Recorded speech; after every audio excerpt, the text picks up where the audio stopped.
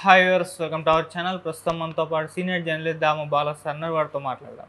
నమస్కారం సార్. నమస్తే సార్, మొన్నే మనం డిస్కస్ చేసాం జగన్మోహన్ రెడ్డి గారు అండ్ షర్మిల గారు ఇద్దరు కలిసిపోయారు అని చెప్పేసి. ఇప్పుడు దానికి బలం చేకూరేలా నిజం అన్నట్టుగా షర్మిల గారు చంద్రబాబు నాయుడు గారి పైన ఫస్ట్ టైం తీవ్ర స్థాయిలో విరుచుకుపడ్డారు, విమర్శించేశారు. అంటే బీజేపీ నుంచి నువ్వు 10,000 కోట్లు తీసుకురా, 1000 కోట్లు తీసుకురా అన్నట్టుగా మాట్లాడుతున్నారు సార్. అసలు ఏం విమర్శలు చేశారు? మరి ఫస్ట్ టైం ఈ విధంగా చంద్రబాబు నాయుడు గారి పట్ల విమర్శలు చేయడం పట్ల మీ ఒపీనియన్ ఏంటి సార్? ముందు నుంచి కూడా షర్మిల జగన్ మీద రాళ్ళేయడం, చంద్రబాబు మీద పూలేయడం అనే కాన్సెప్ట్ కనబడుతుంది. అందుకనే షర్మిలకు కూడా విపరీతంగా ఎలివేషన్ అనేది తెలుగుదేశం నాయకులు కావచ్చు, మీడియా కావచ్చు ఇచ్చారు. పవన్ కళ్యాణ్ లాంటి వాళ్ళు కూడా సొంత చెల్లికి అన్యాయం చేశాడు జగన్ అని వెళ్ళారు. కొంతవరకు షర్మిల జగన్ ఓటమికి పరోక్షంగా కారణమైంది, కొన్ని చోట్ల ప్రత్యక్షంగా కూడా కారణమైంది. ఎందుకంటే ఎప్పుడైనా కూడా బయట వాళ్ళు విమర్శలకి ఉండే వాల్యూ వేరు, ఇంట్లో ఉండేవాళ్ళు విమర్శిస్తే వేరు, ముఖ్యంగా ఆడవాళ్ళు. సో సొంత చెల్లెలే నాకు అన్యాయం చేశాడు మా అన్న అని వీధుల్లోకి వచ్చి ఇతను అసలు మా నాన్నకి ఇతను వారసుడే కాదు అన్న విధంగా ఆమె వెళ్ళడం వల్ల ఖచ్చితంగా అది పనిచేసింది. ముఖ్యంగా మహిళల్లో అది కొంత వెళ్ళింది. సొంత చెల్లికే న్యాయం చేయలేనోడు రేపు మనకేం చేస్తాడు అన్నట్టుగా ఇదైంది. కొంతవరకు పనిచేసింది, పూర్తిగా కాకపోయినా. ఆ కొంత చాలు కదా, ఓటమికి ఎంత కావాలి ఇవాళ. సో దానివల్ల ఆయనకి 40% ఓట్లు వచ్చినప్పటికి కూడా జగన్కి అది సీట్లకి కన్వర్ట్ కాలేదు, కేవలం 11 సీట్లకే పరిమితమయ్యాడు. సో షర్మిల ఒక రకంగా తెలుగుదేశానికి ఉపయోగపడింది, కూటమికి. సో ఆ తర్వాత కూడా ఎన్నికలు అయిపోయి ఎన్డీఏ కూటమి అధికారంలోకి వచ్చి దేశవ్యాప్తంగా కాంగ్రెస్కి ఎన్డీఏకి మధ్య వారు జరుగుతుంటే ఇక్కడ మాత్రం షర్మిల ఎన్డీఏ కూటమి మీద విమర్శలు చేయకుండా జగన్ మీదనే మొన్నటి వరకు చేసుకుంటూ వచ్చింది. సో ప్రతిదీ జగనే కారణం అన్నట్టుగా మాట్లాడుకుంటూ వచ్చింది. సో ఈ కాంటెక్స్ట్లో ఒక వార్త గుప్పుమంది. ఆ వార్త ఏంటంటే షర్మిల జగన్ మధ్య పంచాయతీ సెటిల్ అయిందని, ఈ పంచాయతీ చేసింది ఎవరో కాదు డీకే శివకుమార్ ఆధ్వర్యంలో జరిగిందని, అందుకని జగన్ మాటిమాటికి బెంగళూరు వెళ్ళి కూర్చుంటున్నాడు.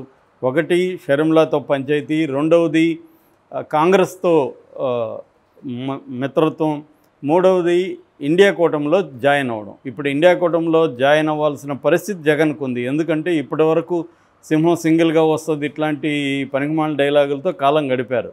ఇప్పుడు అట్లాంటి కుదరదు. అప్పుడు కూడా సింహం సింగిల్గా లేదు, సింహం మోడీ నీడలోనే ఉంది అప్పుడు కూడా. కానీ అలాగా ఏదో చెప్పుకుంటూ వచ్చారు. ఇప్పుడు సింహం సింగిల్గా వస్తుందంటే సింహం సింగిల్గా జైలుకి వెళ్ళాల్సింది, వేరే మార్గం లేదు. సో జైల్లోకి వెళ్ళినాక సింహం లేదు, మేక లేదు, అందరూ అక్కడ డబ్బుండి మేనేజ్ చేసుకోవచ్చు తప్ప జైలే కదా. సింహైనా బోన్లో ఉండాల్సిందే. ఆ బోన్లో దానికి మంచి మేత దొరకచ్చేమో, మంచి మాంసం పెట్టచ్చేమో, అంతకంటే ఏం లేదు. అందుకని ఇప్పుడు జగన్ ముందున్న ఆప్షన్ ఏంటంటే కనీసం ఇండియా కూటమిలో చేరితే కొంత ప్రొటెక్షన్ లభిస్తుంది, పూర్తిగా దొరకదు. అట్లాగే రేపు నెక్స్ట్ ఇండియా కూటమి అధికారంలోకి వచ్చే పాసిబిలిటీ ఎక్కువ ఉంది.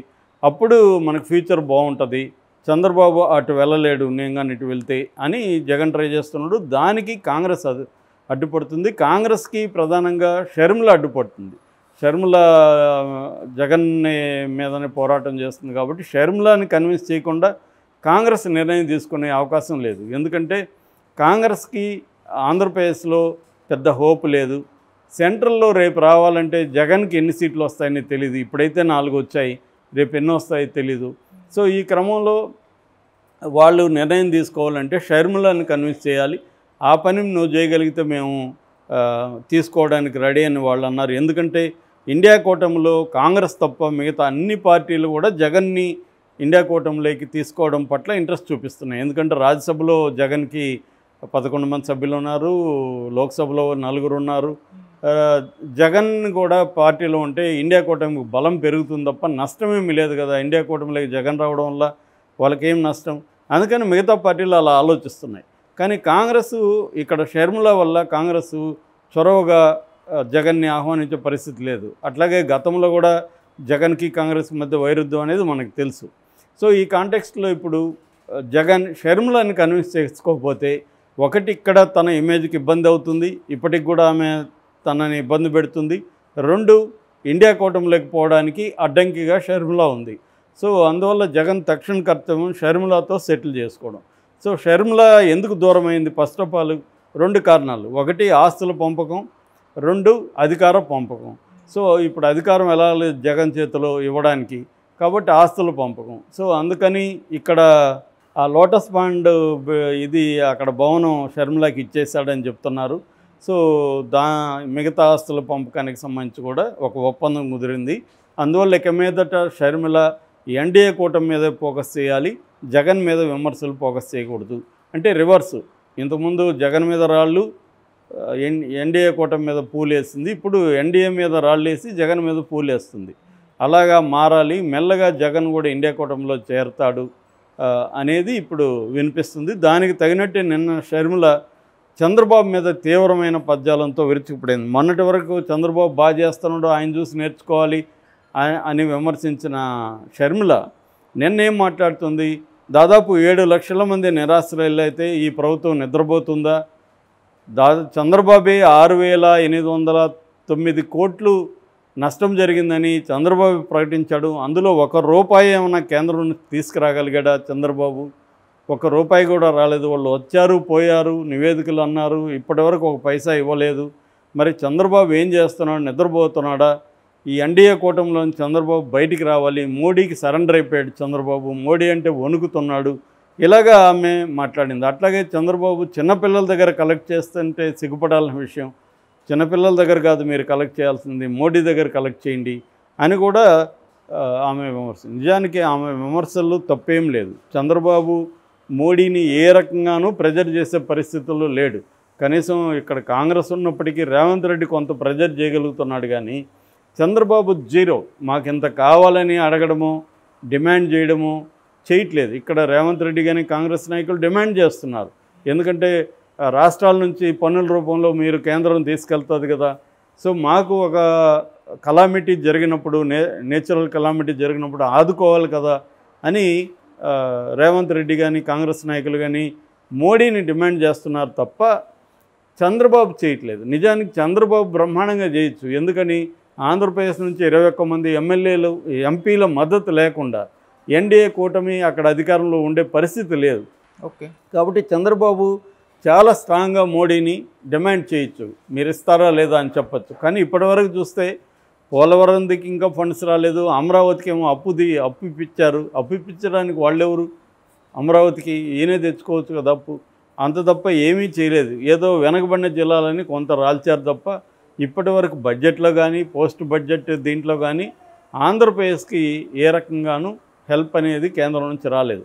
పోనీ ఇప్పుడు ఇక్కడ విజయవాడ వరదల్లో ఈ పెద్ద స్థాయిలో వాళ్ళ గవర్నమెంట్ ఇచ్చిన లెక్కల ప్రకారమే 6,800 కోట్ల నష్టం జరిగిందంటే ఖచ్చితంగా అనఫిషియల్గా 10-15 వేల కోట్ల నష్టం జరిగి ఉంటుంది.